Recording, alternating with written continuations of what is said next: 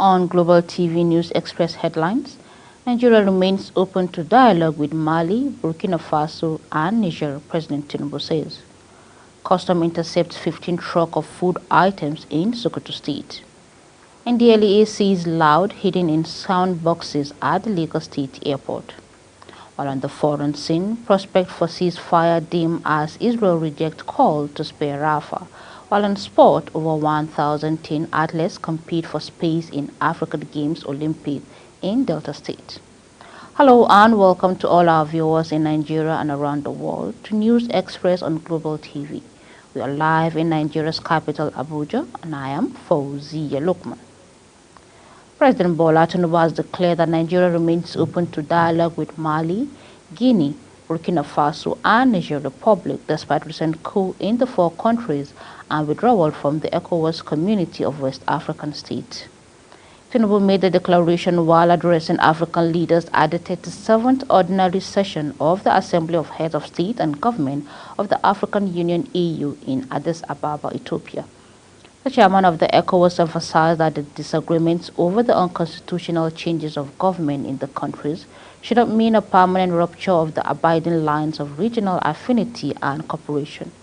President Tinubu also said his administration would engage in the EU Commission in collaboration with members of state to ensure the African Central Bank takes off as scheduled in 2028. Worried by the security challenges in the country, the federal government and state governors are considering the adoption of state police system to curb rising insecurity across the country. The part of deliberation was between President Bola Tinubu and the state governor. Minister of Information and National Orientation Mohammed Idris disclosed this while briefing the State House reporters on Presidential Villa Abuja after meeting with President Bola Tinubu and the governors. Uyi Agumofigwe brings us the story. The minister, who was joined at the briefing by Governors Caleb Mufwang of Plateau State, Uba Sani of Kaduna State, and Sheriff Uborewori of Delta State, explained that the process is still in its infancy and would only take shape after more deliberations between the stakeholders. According to him, the possibility of state police will further be discussed, adding that a lot of work needs to be done and that President and governors have agreed to work out the modalities. A lot of issues were discussed about the security situation in the country, the apparent food issue that the media has also been reporting about, and some other measures that will help in improving the state of our nation. Now, the first point is that a committee, the governors and Mr. President have agreed to set up a committee to deepen the conversation that has happened at the just concluded meeting. Of course, you know that it is impossible to complete most of the issues that were raised at the meeting, so it's going to be a continuous one. Secondly, Mr. President and the governors have agreed that these kind of meetings will continue in the interest of our nation. It is important that all the time the federal government and the state governors, who are leaders at the sub-national level, to continue to engage and interact collectively so that issues of national importance will continue to be addressed and we don't leave room for any speculation or for people who may seize the opportunity to say things that are not in the interest of our country. First, the National Security Advisor, the Director General of the State Services, the Inspector General of Police have been directed to coordinate with the state governors to look at the issue of those holding commodities. At this point that the nation requires food to be brought out to the people so that we can control prices and put food on the table of most Nigerians. Other commodity traders are busy holding these commodities so that Nigerians will suffer or they will make more money as a result. There has been clamor for state police as Nigeria grapples with worsening insecurity challenges such as kidnapping and banditry. Uyi Agbomofwegbe, reporting for Global Television News. The House of Representatives Special Committee on Crude Oil Theft have collaborated with the Nigerian Army to initiate for effective policing of pipelines and other critical assets in the oil and gas tech industry, with the overall goal to tackle the menace of crude oil theft and pipeline vandalism. This was as the committee met with the Chief of Naval Staff to strategize on collaborative measures in Abuja. The chairman of the committee, Alhassan Ado Dogwa, who led the committee to the visit to the headquarters of the Nigerian Navy, reiterated the commitment of the lawmakers to turn around the economy through oil and gas sector. Dogwa, who is also the chairman of the House Committee on Petroleum Resources Upstream, emphasized the need to review the legal frameworks to enhance the effective performance of security agencies in their operational activities in shore and in the headlands. The Minister of State for Youth Deployment, Oyedele Olawande, says federal government is working to ensure enabling environments for youth to excel in their chosen career and to stem the Jaqua syndrome. Olawande stated in Abuja that enabling environment, all Nigerians, especially youths, would not only travel abroad and those who traveled would want to come back. According to him, government is working towards an environment where Nigerians will be engaged in one thing or the other. Olawande said more people will even have the opportunity to travel to gain knowledge and come back to the country and impact lives. The Minister of the Federal Capital Territory, Nyesom Wike, has expressed confidence, saying nobody can challenge his political camp in the 2027 elections. Wike stated this during a Thanksgiving service by Senator Barinada Nkwigi in the Koroma Tai local government area of Rivers State. Wike said this is the only state where the leading party would win for president. The opposition party will take National Assembly in an election that was done in the same time, same minute and same hour. The minister also pleaded for support for President Bola Tinubu's economic reform policies in the country, saying it won't be easy to turn fortunes to the nation around in a short frame of time.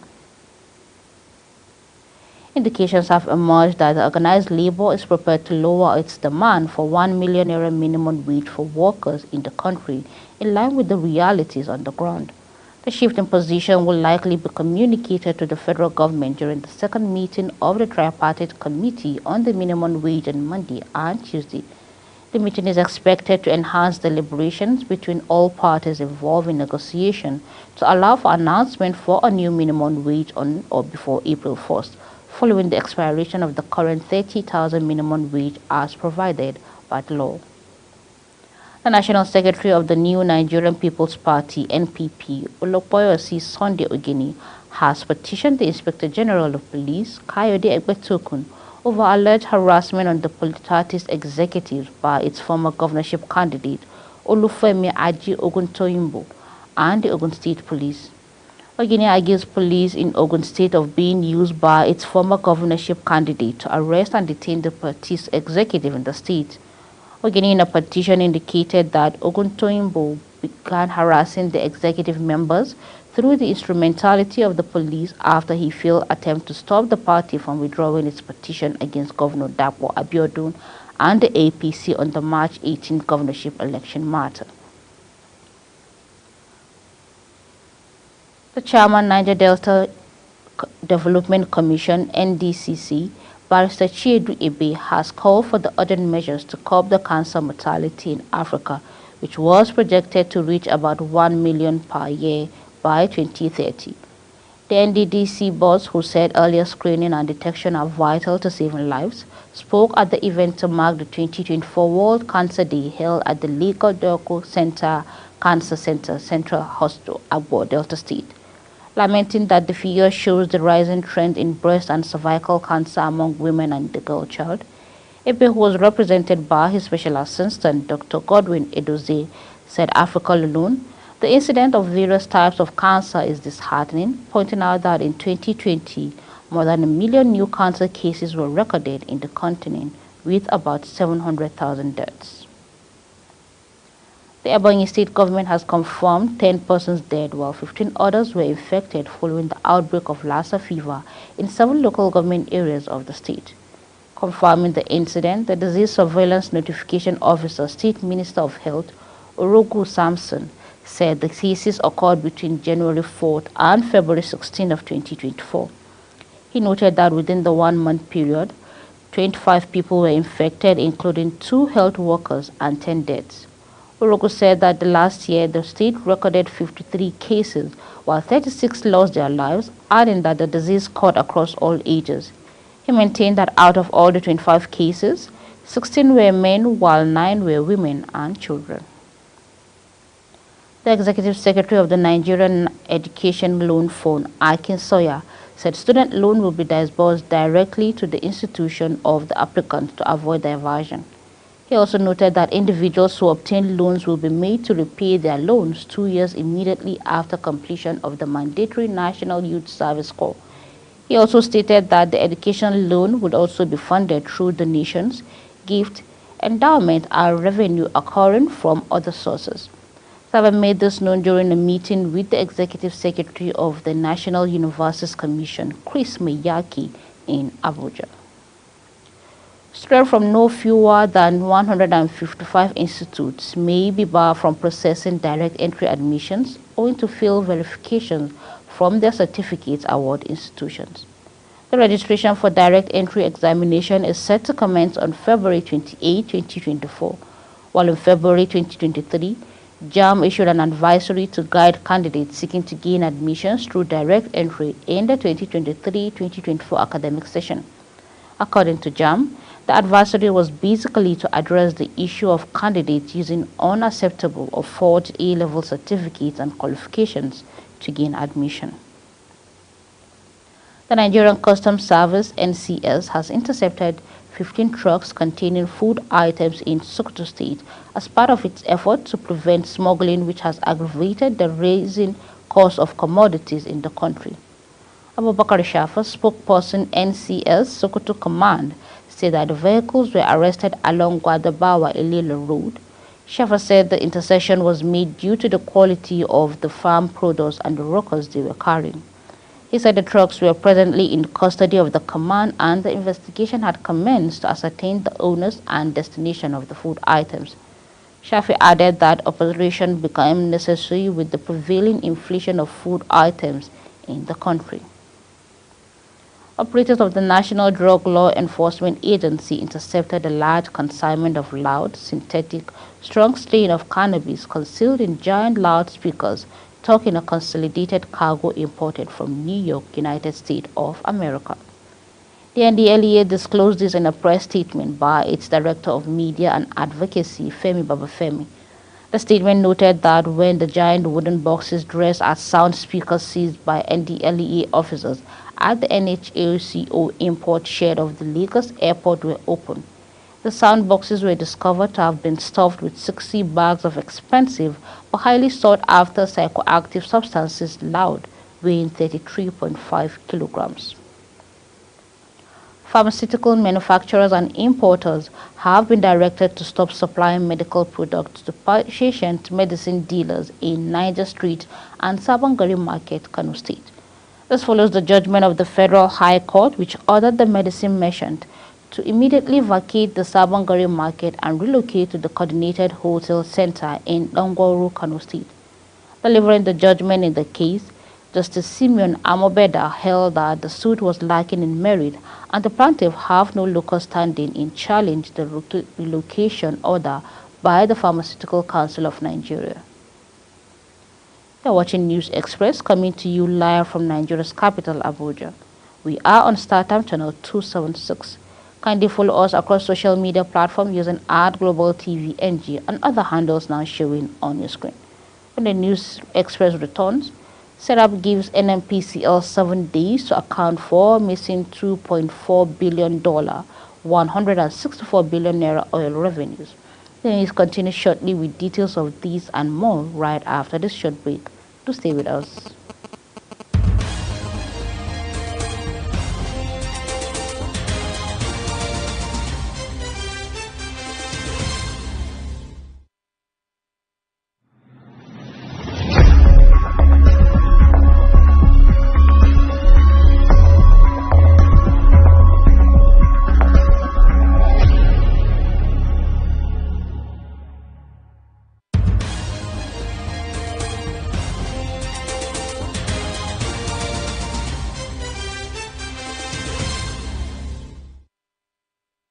Welcome back to Global Television, bringing you live broadcasts of the News Express.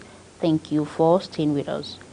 Moving on to the foreign scene, the UK government invested more than 300 million euros in delivering programs and peacekeeping to bolster African nations' stability and security last year to benefit the people of Africa and the UK.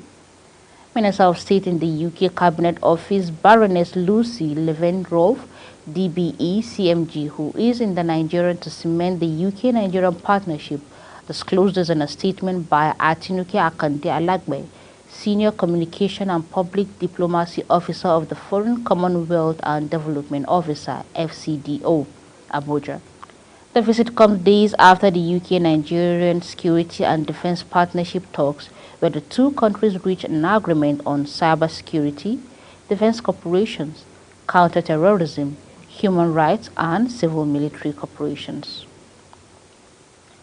Thailand's convicted former Prime Minister Thaksin Shinawatra has arrived at his mansion in the capital, Bangkok, after being released on parole. The billionaire was freed from the police hospital where he had been serving a one-year jail sentence for corruption and abuse of power. Thaksin, 74, was detained as soon as he returned to Thailand last August from 15 years self-imposed exile. He did not spend a single night in jail after complaining of health problems. Thak's original 8-year term was commuted to 1 year by the Thai king just days after his return from exile.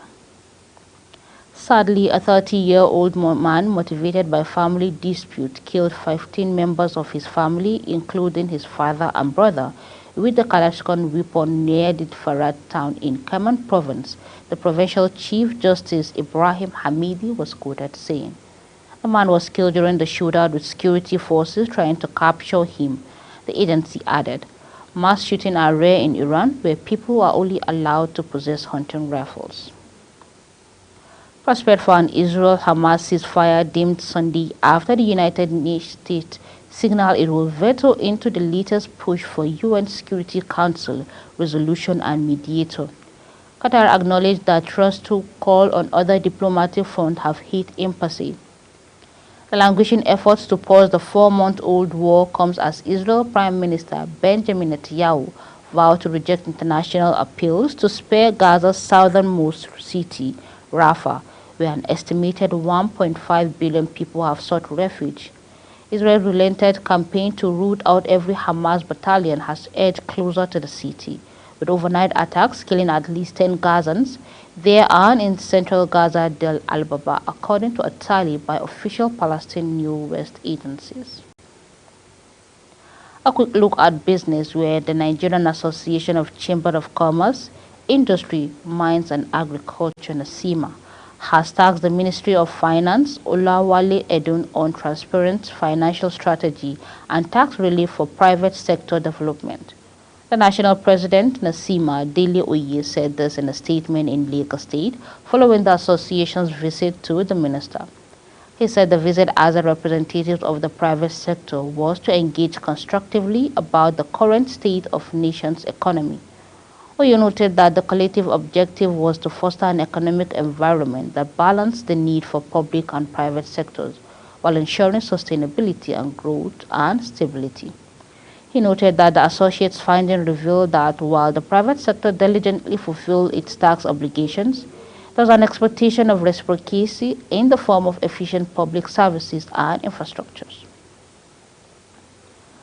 In keeping with Nigeria's leadership role in the development of local content in Africa, the Nigerian Content Development and Monitoring Board, NCDMB, has concluded a 2-day local content development experience sharing session with a delegation from the Mozambique National Oil Company, Empress Nicole. In keeping with Nigeria's leadership of the 10th, has a delegation. The Director General of the Small and Medium Enterprises Development Agency of Nigeria, SMEDAN, Charles Odi, has pledged rapidly growth and prosperity for small businesses in the country throughout the agency's growth in Nigeria. The initiative focuses on enhancing local production capacity and expanding market access both domestically and internationally. Odi made this commitment while receiving a public service award in recognition of his outstanding achievement since assuming the role of Chief Executive Officer of the agencies dedicated to Smeaton development in the country. Socio-Economic Rights and Accountability Project (SERAP) has urged Mele Kyari, Group Chief Executive Officer of the Nigerian National Petroleum Company Limited (NNPCL), to promptly account for and explain the whereabouts of the alleged missing $2.4 billion and 164 billion oil revenues. SERAP says the allegations are documented in the latest annual report recently published by the Auditor General of the Federation. SERAP also urged Kyari to name those responsible for the disappeared oil money, so charge them for full amount involved and hand them over to the appropriate anti-corruption agencies. The Minister of Industry, Trade and Investment, Dr. Doris Uzoka, has expressed the need to work with the Nigerians in Diaspora's Commission, NIDCOM, to boost diaspora investment in the country. The minister made this known while speaking during a courtesy call by the Chairman CEO NIDCOM, Dr. Abike Dabiri Erewa, in Abuja. The minister stressed that she would create a full department called Catalytic Investment Unit in the ministry to accommodate all diaspora-related matters. She also commended NIDCOM for partnering with the private sector-led Nigerian Diaspora Summit Initiative (NDSI) to organize the Nigerian Diaspora Investment Summit, which has provided a platform for Nigerians who would want to invest. Meanwhile, the Federal Airport Authority of Nigeria (FAN) has reopened the runway at Murtala Mohammed International Airport (MMIA) Lagos, 11 months after closure for maintenance. Link 2 and 3 of the runway are now open to international traffic, thereby reducing the burden on domestic runways on Saturday. Kenya Airways landed on the runway and was welcomed with water cannon salute. The FAN had in March 2023 announced international runways at Murtala Mohammed Airport will be shut down for maintenance. FAN said the runway will be closed for 8 weeks for maintenance. The National Insurance Commission (NICOM) has secured the partnership of the National Orientation Agency (NOA) and the Federal Ministry of Youth Development to deepen insurance awareness and enforcement in the country.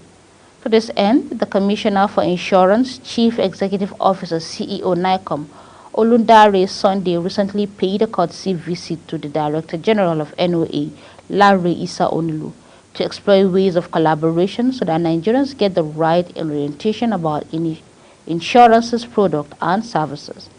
The DGNOA enjoined NICOM to leverage on its structure-rich platforms as well as understanding of the locality with their presence, while promising to work closely with NICOM in this regards. Lastly, on sports, Napoli boss Walter Mazzarri has revealed the reason Victor Osimhen was not included in the match squad against Ghana. Recall Osimhen returned to the training on Friday after the participation at the 2023 African Cup of Nations, where he held the Super Eagles to the finals. The 25-year-old on Saturday walked from stand as Napoli set for the 1-1 draw against Ghana.